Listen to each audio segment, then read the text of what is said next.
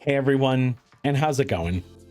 Bowser the Healer here, and today we're going to talk about cat weaving. It's my favorite way to play Resto Druid, and it got buffed in Season 3, and even though it got a little nerf, it's actually still very powerful. So I'm going to go over what makes it so cool, what it brings to the table, its upsides, its downsides, and all of that good stuff. So if you like healing content, get subscribed, and if you've ever wanted to be in melee as a Druid, you want it to be a cat, I know who you are. This is the video for you. Now, I do expect that you know how to play Resto Druid, as I'm not going to be going into how to heal on Resto Druid, just some of the things to keep in mind as a healer as a cat, because there's a lot you can juggle here. But ultimately, as long as you're not only spamming regrowth to heal, you probably know enough about Druid to be able to play cat weaving. So cat weaving is a little more difficult. So let's go over the ups and the downs real quick. First of all, the upsides. I like being in melee. You have access to a kick, a proper interrupt, and incapacitating roar without having to reposition. This is fantastic, as I find in pugs that's what I need more of as a player, but that's not going to be to everyone's liking. Furthermore, you'll also get some bonus benefit out of efflorescence, as you'll be in the efflorescence with the other melee who are more likely to get hit by moves, so you already have one mastery stack on everyone in melee, so that can be quite useful. I also really enjoy the fact that bear form with the way we talent will give us 20% extra health and armor, putting me over 1,000,000 health for 4 seconds, and then 900k in bear form. And always online defensive is something that, yes, even Boomy can do, but that is significantly stronger. And you'll realistically be able to use bear form as a defensive over bark skin in a lot of situations. But you might want to use bark skin for when you say don't want to stop healing, as the bark skin, I believe, is OGCD, and you can just kind of press it while doing other actions. So while all the melee stuff is fun, there are some downsides. First of all, you don't count as a melee very often. About 70% of the time you count as ranged. So in Everbloom, I find the berserkers treat me okay, and they dash to other ranged targets and not me when I'm in cat form. However, on the contrary, Blackrook Hold, in the second boss, yeah, every glaive toss, every eye beam, if you're the only ranged in the room, they're all going to you. So you'll have to be in normie form and just cast. Now, I could be wrong. I could just be the luckiest Everbloom player in the world, and I have no such issues, and I just haven't been targeted by a berserk. But I don't know if this is something that needs to be fixed or just a problem that we have to manage, but either way, I don't find it to be the end of the world, but you have to know that you qualify as ranged a lot of the time in order to like make odds or ends of certain mechanics. Furthermore, Boomkin is just easier. Boomy weaving is a much simpler damage profile. It does more AoE damage. Convoke the Spirits is better in AoE. Boomy has range. It's just a safer life. That being said, it's a little less defensive, so I prefer cat, but I'm also not scared of melee.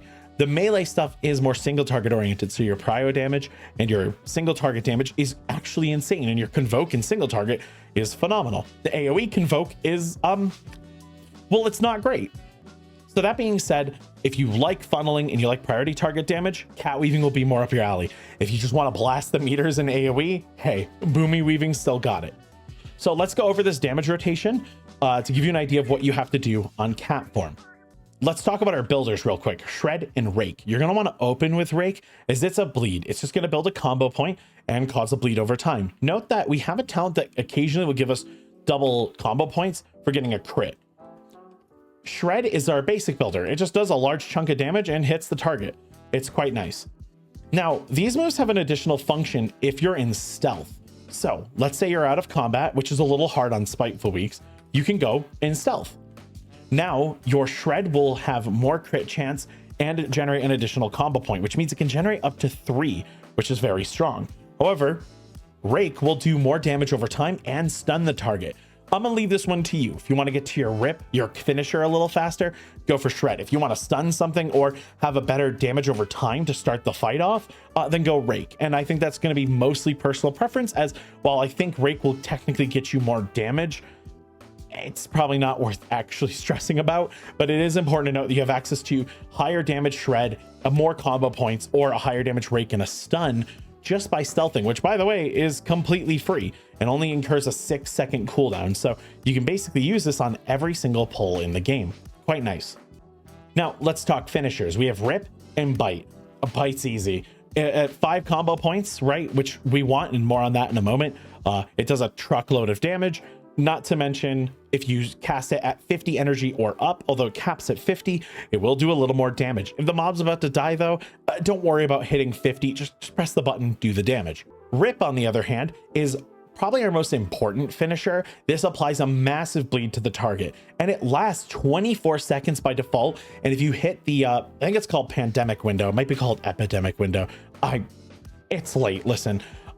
Basically, if you land your dot at the end of a dot's duration, it'll get applied to the next one. So you can get upwards of 30 seconds on a rip. If say it's about to time out, let's say there's like 5 seconds left and you hit another rip, you will add that duration and you'll be right at 30 something seconds or 29 seconds.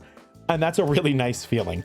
Rip is good, but rip is only good if the bleed will actually work on the target. So if they're about to die, a rip would be a waste of your combo points. So if you think you'll get 60 to 70% of the bleed, it's worth hitting rip. If you're not sure, just bite them.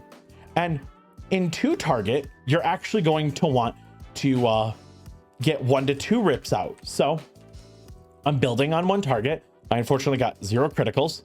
Okay, great. And then we rip, and then we swap targets. And then I can start building on this target, and I'll swap to cat to just, or out of cat to do that. Okay, great. And then I rip, and then I can swap to the other target and continue back on them. This is actually decent damage and is worth your time. However, if this does get a little complicated for you and you find you're having a hard time upkeeping it, just 1 rip and bites is all you need. Furthermore, if there is a priority target in the pull that you want to be killing, you can just dump all of your bites into that said target, and that's going to be better for you. Now, let's talk AoE actually, because we need to talk about funneling. Thrash is like kind of a pathetic bleed. I think it's actually only worth at 5 targets, but 3 and up is my threshold. Press Thrash to do some damage and get some bleed starting. Swipe, on the other hand, this one just does damage. It's a nice little AoE button, good at 3 targets and up. But the reason I say 3 targets is that's when it's not necessarily more damage efficient. However, it has a chance with criticals.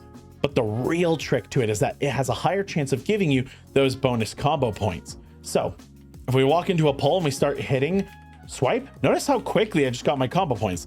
Now I can apply a rip, and then I can keep going. Wait for some energy to come back, go for some more swipes, and there's a very real chance that I get enough combo points that I can actually have up to 3 rips pretty comfortably. That being said, that can also become dot manager city, and not everyone wants to play dot manager, in which case feel free to have 1 rip out and just go for bites again. You can do this to put all of your single target damage into a single person, and if that's the highest health target, that's going to be super efficient for the timer. Now let's talk about Adaptive Swarm and Convoke the Spirits before I wrap things up. Convoke the Spirits and single target and an AoE is good. The AoE damage ain't special, but the prio damage it does is good. The single target damage is phenomenal though, and you'll get a ton of damage and potentially a ton of combo points from a Convoke the Spirits, especially if you get a Feral Frenzy. However, Adaptive Swarm. So this is going to increase your periodic effects, and it'll increase the damage by 20%. So here's a little fun flowchart for you. If you're going to press rip, then you can press Adaptive Swarm afterwards, and you get the full benefit of Adaptive Swarm on your heaviest bleed. That's a pretty important way to play it. However, if you're going to Convoke the Spirits, you're going to want to Adaptive Swarm first, so that any Feral Frenzies and other bleeds that get applied get the full duration of Adaptive Swarm before you go and apply your rip from the combo points. If you have 4 to 5 combo points, I recommend building, spending your combo points. Even if you just got to dump your combo points by just slamming a bite, that's fine. Then you can go to your Convoke the Spirits, build your combo points back up. If you're at 1 to 2 combo points, I wouldn't really worry about it, even 3, just because you should just hit Convoke the Spirits and get your combo points. That being said, try not to overthink Adaptive Swarm. It's good, but you're going to have a lot of these out if you keep it off cooldown anyway and find new targets constantly. And if you're extremely lucky, you can hit a rip with an Adaptive Swarm running, then hit Adaptive Swarm to extend the duration of the Adaptive Swarm on the target, and then you can Convoke the Spirits to potentially get a Feral Frenzy and other bleeds inside of that Adaptive Swarm window. If the stars align, it's awesome. Try not to worry about the stars aligning very often. When in doubt, just hit Convoke the Spirits.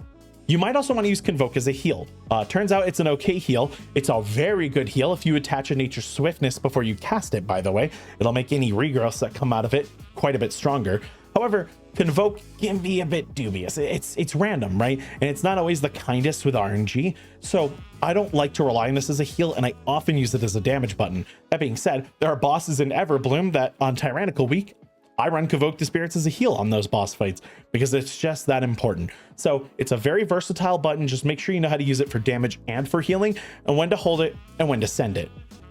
Now, a couple more notes. First of all, Bear Form. Again, you'll get that bonus health immediately, but you can also Frenzied Regen immediately, which will let you generate health based on your current maximum, which is nice. And this only has a 30-second cooldown, so that regens up pretty often. If you're ever hurting, you can just pop to Bear Form and keep yourself alive. And highly recommend that. Again, always online, very good. But in Cat Form, we need to talk about a couple of things. First of all, your defensives will not break your form, so you can hit Bark Skin while in Cat, and that's totally fine. Also, Nature's Swiftness will allow regrowth, your Battle Res Rebirth, and Entangled Roots to be cast while in Cat form. I don't necessarily recommend using Nature's Swiftness just as a cat heal, but you can. But Grove Guardians also don't trigger it, so you can just pop Grove Guardians to start healing someone. I do this all the time. This is very useful. You can even use this to pre-ramp a mechanic while you're doing damage, and then swap, get your flourishes out, and do everything else you need to do in normie form after doing damage in your cat form while your Grove Guardians have been going to town.